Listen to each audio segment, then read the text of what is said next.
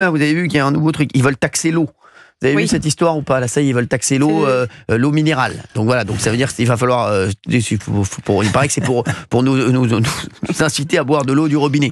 Voilà. Et le Sénat qui a voté aussi une taxe sur le gaz. Oui. Le Sénat qui a rejeté la taxe sur l'électricité, d'ailleurs comme Michel Barnier, mais qui a voté une taxe sur le gaz. Et ils ont augmenté la flat tax aussi de 3%. Mais Michel Barnier annonce qu'il ne va pas augmenter les taxes oui. sur l'électricité. 3 points, exactement, 3 points.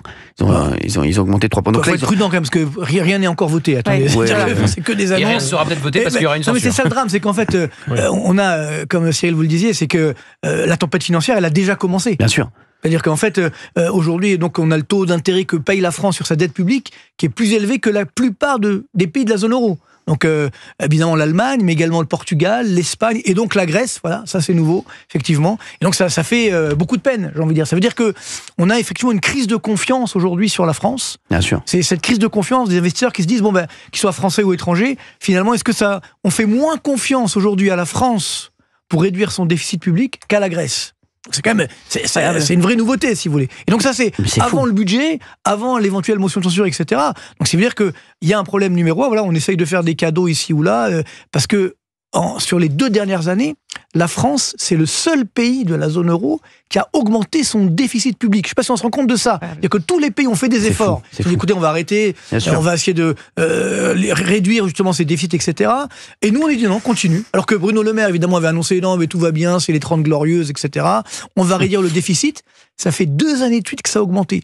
Et rendez-vous compte, entre ce qu'il avait annoncé il y a 1 an et la réalité actuelle, il y a 100 milliards d'euros d'écart.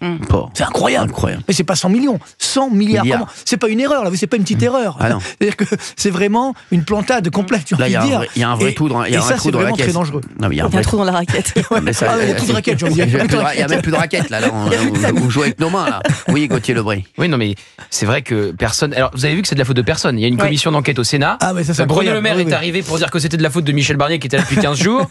Elisabeth Borne, c'est pas de sa faute. Gabriel Attal, qui a été ministre du budget et Premier ministre, c'est pas de sa faute. Donc personne ne veut assumer cette légère erreur de 100 milliards et ce déficit qui s'est envolé en l'espace de 6 mois. Ça, je pense que cette déresponsabilisation est très dangereuse parce qu'un chef d'entreprise, sa boîte elle coule, où il y a des problèmes, lui il est redevable si vous voulez, on lui demande des comptes. Là effectivement, on a quand même des dirigeants qui, disons-le, ont coulé le pays, clairement. Alors c'était facile, c'était la fuite en avant. Moi je me souviens, il y avait une réunion à Bercy justement, Bruno Le Maire avait convoqué quelques économistes et j'étais là et j'avais dit écoutez, il faut arrêter de monter la dette publique maintenant. Et tout le monde m'a sauté dessus, alors pas physiquement bien sûr, par les paroles, en me disant non mais on s'en fiche de la dette publique, on peut continuer comme ça indéfiniment, c'est la Banque centrale européenne qui finance, les taux d'intérêt n'augmenteront jamais.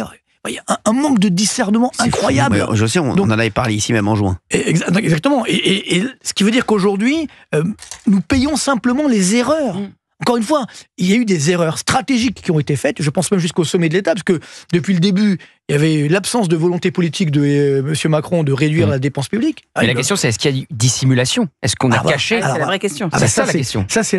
Quand il manque 100 milliards, effectivement, il y a un problème. Oui, un problème. Quand on a 10, 20 milliards, ça peut arriver de faire par exemple, il y avait une grande erreur qui a été faite, c'est qu'ils pensaient que les taux d'intérêt n'allaient pas augmenter. Sauf comme ils ont augmenté, la charge d'intérêt de la dette, vous savez combien ça nous coûte la dette aujourd'hui, chaque année? Juste les intérêts. 60 milliards d'euros.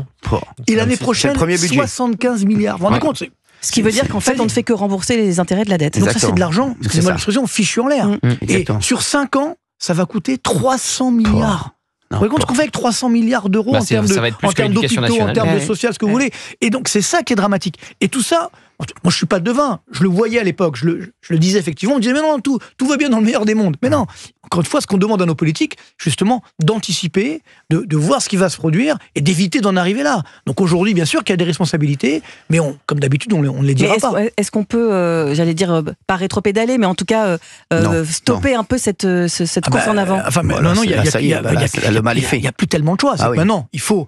Si vous voulez, pour réduire votre dette, il faut avoir des excédents publics. Exactement. Donc, on n'en est pas prêt. C'est-à-dire que là, on est le seul pays, encore une fois, où nous augmentons notre déficit public chaque année. Il n'y a pas de solution, alors? Il y a des solutions, bien sûr. Il y a des solutions en termes de réduction de la dépense publique. Là, oui. Par contre, quand j'entends aujourd'hui, même M. Barnier, malheureusement, et j'ai pas compris, il nous annonce une augmentation des impôts. Moi, au début, je croyais que c'était le NFP qui avait fait le programme économique, si vous voulez. Qui peut annoncer des hausses d'impôts, si vous voulez, surtout, entre guillemets, pour un gouvernement de droite? Donc, non. Je rappelle que la France est le pays au monde où il y a le plus d'impôts. Il n'y a pas un pays au monde où il y a le plus d'impôts et de taxes qui pèsent sur la richesse, et on veut encore l'augmenter.